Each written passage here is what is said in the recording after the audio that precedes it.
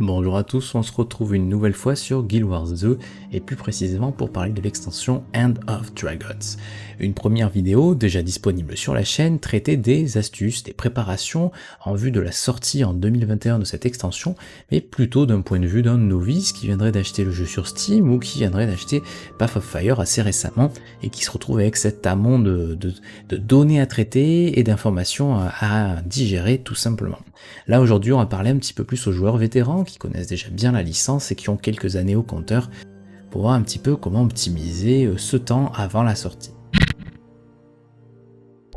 Premier point très similaire à celui présenté dans la vidéo précédente. Je parlais d'être 80 et de se faire un stuff au moins exotique, si ce n'est élevé pour ceux qui auraient le temps et les moyens. Là on parle aux joueurs vétérans, donc l'élevé devient le strict minimum et on va parler de légendaire. Il existe in-game, je vous le rappelle, des armes légendaires, des armures légendaires, des bijoux, des dorsales, des colis fichés, des anneaux, de tout, etc. Même jusqu'aux runes et aux cachets légendaires. Ce qui veut dire qu'à l'heure actuelle, si vous voulez optimiser votre équipement en préparation de cette extension, je vous recommande fortement, que ce soit par le MCM, le JCJ, le PVE, avec les raids, les fractales, etc., d'aller chercher des équipements légendaires. Pour la simple et bonne raison que vous pourrez changer à volonté vos statistiques, et idem avec les runes et cachets légendaires, ça coûte une blinde, c'est pour ça que ça s'adresse plutôt aux joueurs vétérans, qui ont plusieurs années au compteur et éventuellement plus d'économies, mais tout ce contenu-là vous permettra d'aborder l'entièreté de l'extension en étant tranquille. Peu importe les statistiques qui sortiront avec cette extension s'il y en a de nouvelles, peu importe celles qui deviendront méta s'il y a des balances patch juste avant, vous serez prêt, vous n'aurez plus qu'à basculer d'une stat à l'autre avec votre équipement légendaire. Pour les joueurs comme moi qui aiment bien avoir toutes les spé élites de chacune des classes, et donc un personnage dédié évidemment, parce qu'avoir deux spé élites sur le même perso c'est vraiment pas drôle, je vous conseille fortement d'investir dans les slots de personnages. À l'heure actuelle, si vous voulez avoir toutes les spé élites du jeu, sans compter les classes de base, il vous faut déjà 18 personnages. 9 classes, 2 spé élites par classe, ça vous fait 18 personnages.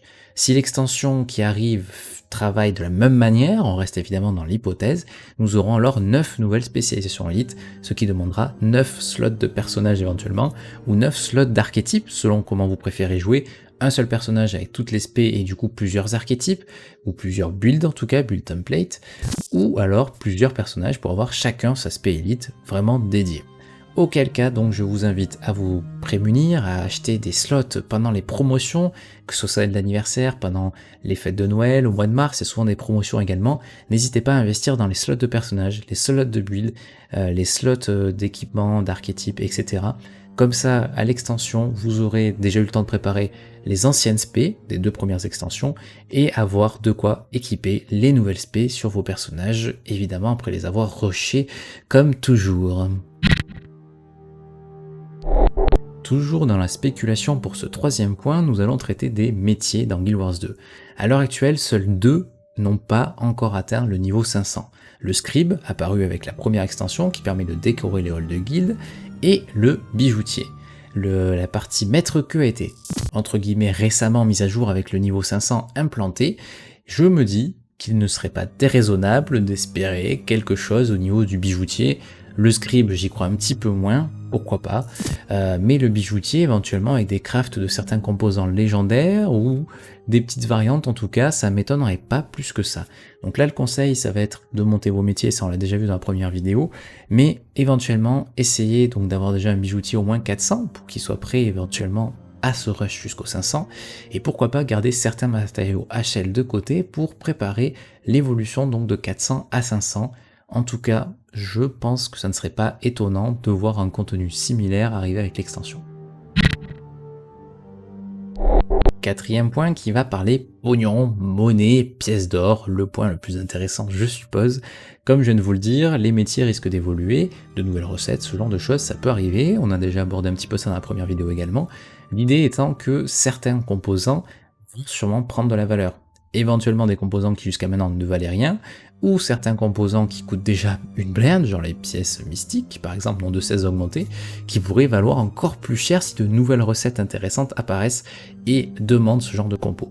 L'idée ça va donc être de spéculer complètement, d'anticiper sur les éventuelles demandes qui pourraient venir avec l'extension, les matériaux comme le mithril, l'oricalque, etc. qui sont très souvent utilisés, éventuellement en garder quelques stacks de côté, on les met dans un coffre, la banque ou autre, sur un autre personnage, etc.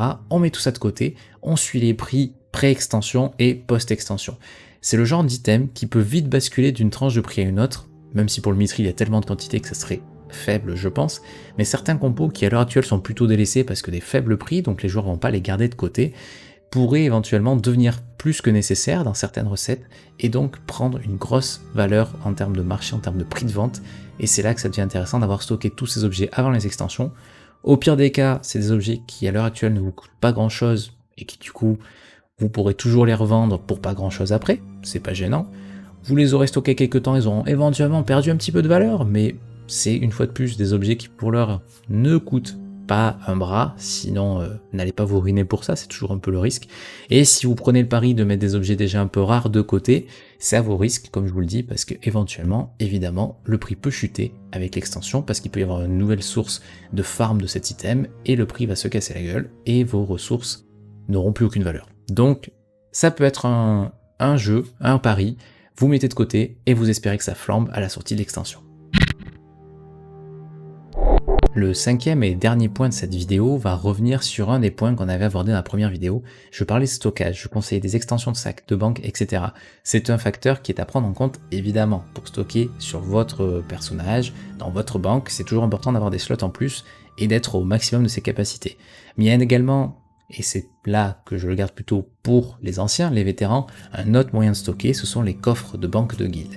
Certains joueurs ont des vieilles guildes qui n'avaient pas besoin du hall de guild pour débloquer les banques, et les ont gardées en tant que slots, j'en fais partie, donc j'ai une banque de guilde qui a 2 ou 3 slots de libre, enfin les 2 ou 3 onglets possibles, qui me permettent de stocker un peu tout et n'importe quoi, en attendant que les prix prennent de la valeur, ou en attendant que je me décide à les utiliser tout simplement. Et c'est un gros avantage en termes de stockage. Donc je vous invite, soit certains joueurs vendent ce type de banque de guild, pourquoi pas investir dans ce genre de banque de guild, soit si vous avez les moyens à l'heure actuelle, allez vous faire votre propre hall de guild jusqu'à débloquer au moins la banque. Je vous cache pas que la première option pour les joueurs qui ont déjà ce genre de stockage est beaucoup plus intéressante, parce que c'est quelque chose qui à l'époque ne coûtait pas tant que ça. Avoir une banque de guild à l'époque, ça coûtait pas grand chose. Aujourd'hui, rien que le fait de débloquer le hall, de monter les niveaux et enfin d'accéder à la banque, c'est beaucoup plus embêtant, beaucoup plus long. Mais ça tombe bien, long c'est pas trop gênant, on a du temps devant nous, l'extension ne sort pas de suite, nous sommes en fin 2020 et on a encore l'année 2021 devant nous pour préparer cette extension. C'est pourquoi je vous invite à investir dans les slots de sac, c'est bien, les banques, c'est bien, les banques de guild, c'est mieux. Voilà tout pour cette deuxième partie de vidéo, j'ai envie de dire, qui traite uniquement des points un peu plus poussés, qui s'adressent donc davantage aux joueurs vétérans. Évidemment, si vous n'avez pas vu la première partie, je vous invite à y jeter un coup d'œil, vous aurez les liens partout où il faut, comme d'habitude, ça permettra de compléter celle-ci. A l'inverse, si vous êtes un vétéran qui connaît déjà par cœur les points de base, cette vidéo vous suffira, je pense. Donc voilà pour vous, vous aurez toutes les petites pistes, toutes les infos qui pourraient vous intéresser avant la sortie de Hand of Dragons. Si vous avez d'autres idées, d'autres pistes à explorer et que vous voulez bien les partager, parce que bon, on sait tous que les meilleures pistes en général, elles sont gardées dans un coin secret, on va pas s'étonner. Donc n'hésitez pas à les partager si vous êtes quelqu'un de généreux et qui pense à son prochain. Sur ce, je vous dis ciao ciao, c'était Bateras et bonne extension.